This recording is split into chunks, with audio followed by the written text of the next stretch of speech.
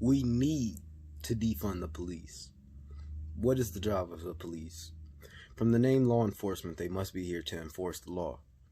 We must not forget that those same laws that align with our moral essence, telling us not to murder or steal, were written amongst biased laws telling people not to loiter, or that more than 3 people in a group is mob mentality.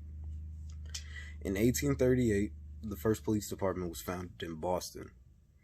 The part of this that you need to pay attention to is the date, 1838. Many people are familiar with the standing bias and tension between police and black people from forever. But many people do not know that New England settlers created Indian constables to police Native Americans.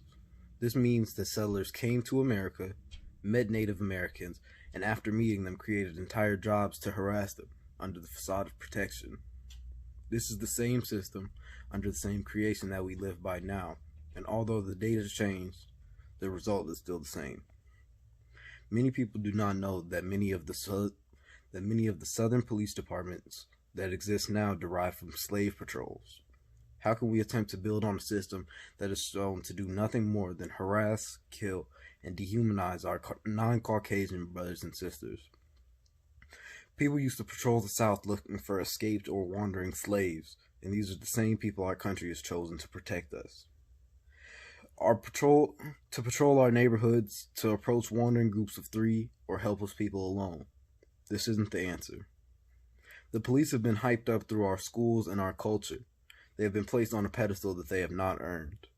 According to Brian Naylor, some experts say that federal involvement undermines community accountability and focuses more on enforcement than minimizing harm.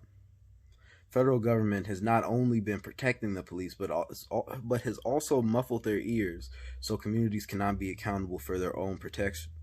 The money that could go to schools, clinics, roads, or anything else is the same money that buys a legal hunting pass on people of color.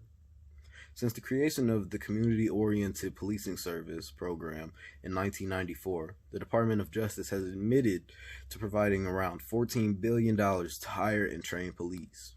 Not to mention the Department of Defense that provides surplus military equipment to law enforcement agencies through the 1033 program.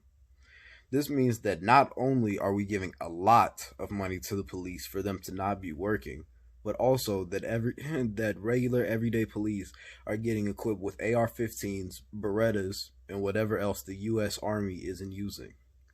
The weapons that go out to war have to follow some guidelines, but not a lot.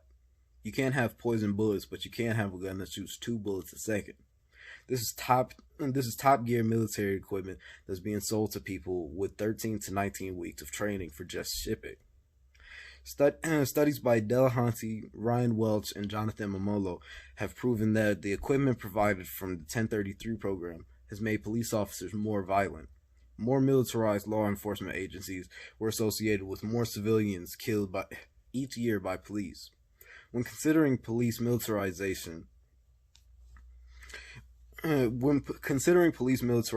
equipment is only one part of the puzzle, DeCarlo, an ex-police chief, mentions.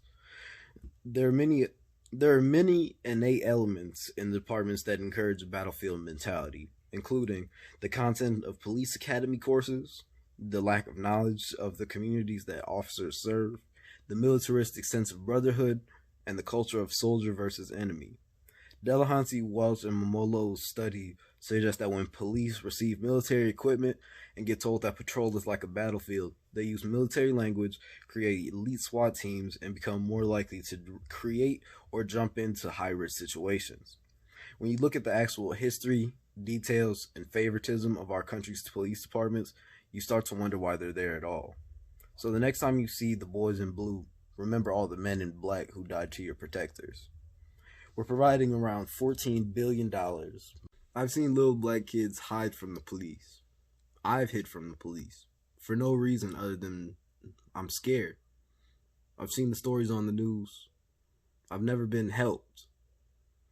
There are countless songs by NWA, KRS-One, Sound of the Police, and they all tell the horrors that happen from the police departments to the black community.